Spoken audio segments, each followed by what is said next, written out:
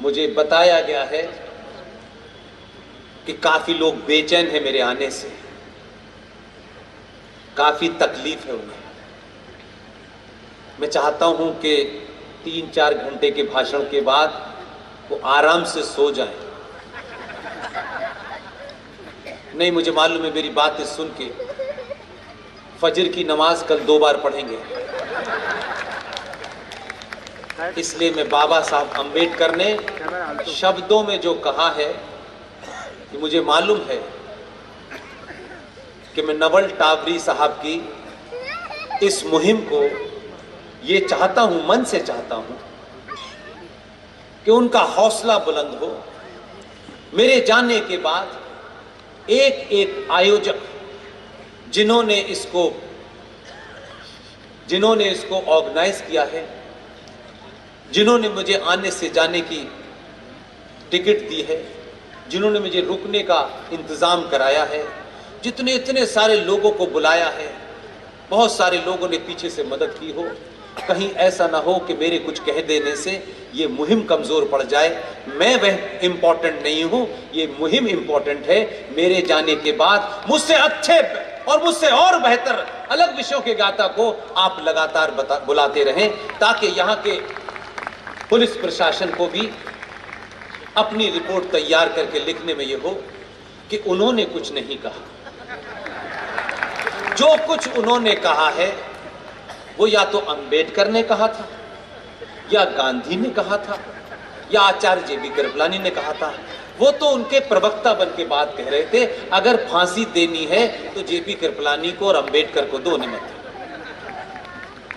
मैं नहीं चाहता कि ये जो वर्दी पहने लोग हैं ये किसी न किसी के भाई हैं, किसी के पिता हैं, किसी के पति हैं। ये मैं अच्छी तरीके से जानता हूं। ये वर्दी इनकी नौकरी के कारण है, लेकिन इस वर्दी के पीछे एक जिंदा सनातनी है।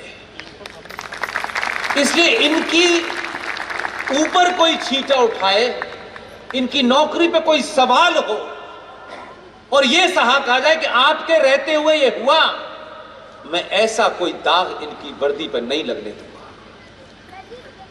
क्योंकि जब भी ये कमजोर होंगे, हम कमजोर होंगे।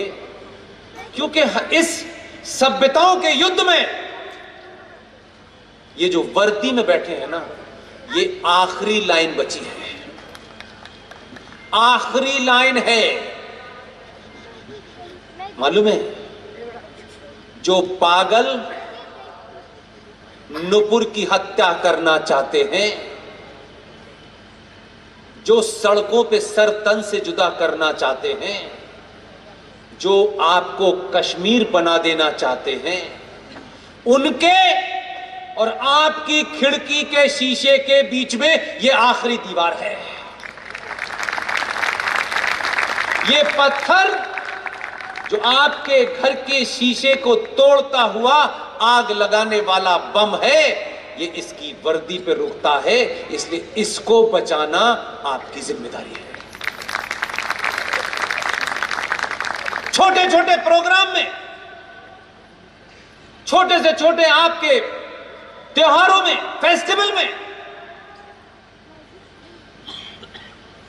बड़े बड़े अधिकारियों से मिलने, बड़े बड़े नेताओं से मिलने के लिए लोग, जितना बड़ा अधिकारी, जितना बड़ा नेता, उतना ही महंगा गिफ्ट देके जाते हो यार।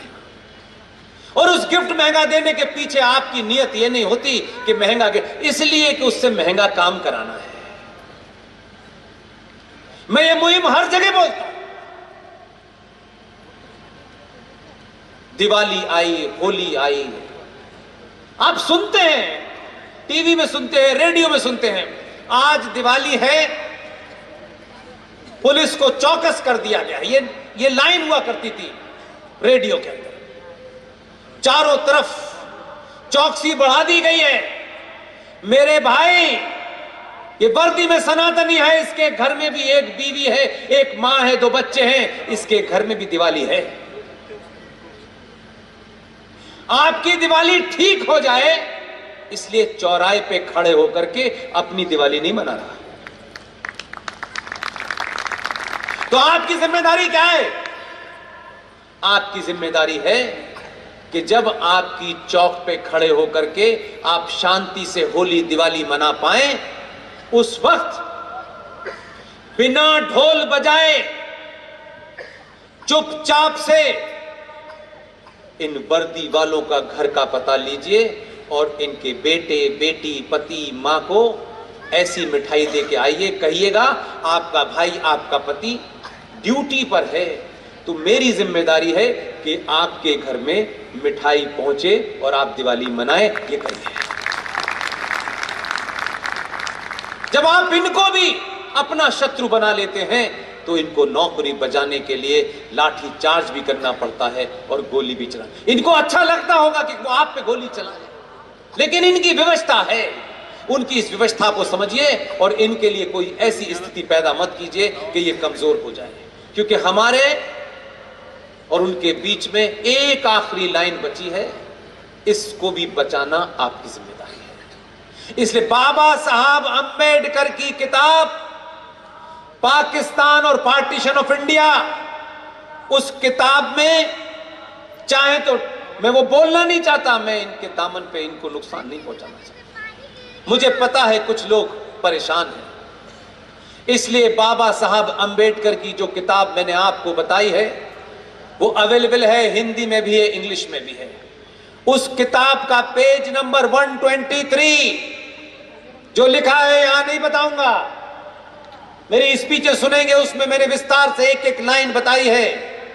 और ये भीमराव अंबेडकर की शक्ति है, ये भीमराव अंबेडकर ही कह सकते थे, किसी ने नहीं कहा। Page number 123, page number 125, page number 297, page number 303, page number 294, number 231, page number 233, 234, page number 332। इस किताब को पढ़ लेंगे, इन पेज नंबरों पे जाके पढ़ लेंगे। ये किताब इंग्लिश में और हिंदी में मौजूद है, बाबा साहब अंबेडकर द्वारा लिखी किताब है। आपके नेताओं ने, संगठनों ने नई नई दुकानें किताब अपनी मनगढ़ंत लिखी हुई हैं। जो पुरुषार्थी आपको लिख के बता के चले गए वो किताबें अवेलेबल हैं। और इस 10 साल से बोलने से पब्लिशर कहता है कि आपके बोलने से बाबा साहब अंबेडकर की किताब मार्केट में बिक रही है। मैंने कहा करोड़ों रुपए की किताब बिके, मुझे इस बात में खुशी है कि आज का सनातनी बाबा साहब अंबेडकर की उस किताब को पढ़ना चाहता है जिस किताब से वर्तमान परिस्थितियों का सामना किया जा सकता है। जाके पढ़िए, जो जय भीम जय मीम का नारा लगाते हैं, अंबेडकर मीम के बारे में क्या बता के गए हैं, इसलिए उसे पढ़िए। जिहाद भी अलग अलग प्रकार के होते हैं। मुझे पता चला है कि कुछ लोग लव जिहाद करते हैं, समझ में आता है कि इसमें कम से कम लव तो है, किसी जिंदा चीज से लव है। कुछ लोग लैंड जिहाद पे ही करने को उतारू हो गए। वो जिहाद किसी से भी कर सकते हैं, गधे से, घोड़े से, किसी से भी कर लेते हैं, बकरी से, मुर्गी से, सब में जिहाद चाहे उनका। कमाल के लोग हैं, विचित्र लोग हैं, उनको ये जिहाद मुबारक हो। अकोला के लोगों ने मुझे इतने धैर्य के साथ सुना, इतने गणमान्य लोगों ने सुना जो बहुत अरबपति खरबपति हैं, बहुत बड़े बड़े पदों पर हैं, उसके बावजूद भी मुझ जैसे साधारण से आदमी को सुनने के लिए आप इतनी बड़ी संख्या में आए। एक ही आपसे मैं वादा लेना चाहता हूं, आपको मेरी बात तर्कों पे, तथ्यों पे ठीक लगी हो, 5 लोगों को ये बात बताइए। आप बताने में असमर्थ हो तो आप उनसे कहिएगा जो मैंने YouTube चैनल बताया है तो भाई एक बार सुन लेना, और सुन के अगर उसमें तुम्हें कुछ गलत लगता हो तो बता देना, हम उनको ईमेल करके कहेंगे कि आपने गलत किया। एक आदमी, सिर्फ 5, मैं आपसे कोई करोड़ों की बात नहीं कर रहा, 5 लोगों को बताना है, 5 बेटियों को बताना है, 5 बेटों को बताना है। आप ये बता देंगे तो आप देखिए कि जो यहाँ गिनती 10,000 की है ये 10 करोड़ की हो जाएगी। और जैसे जैसे ये जागृति होगी, देश में 2014 ताकत के साथ पैदा होगा और इस बात की राजनीति में होड़ लगेगी कि जो 14 में आया था, जितना उसने किया है, हम अगली बार उससे 10 गुना करेंगे। यही मेरी इच्छा है, यही मेरी। बहुत बहुत धन्यवाद, थैंक यू वेरी मच।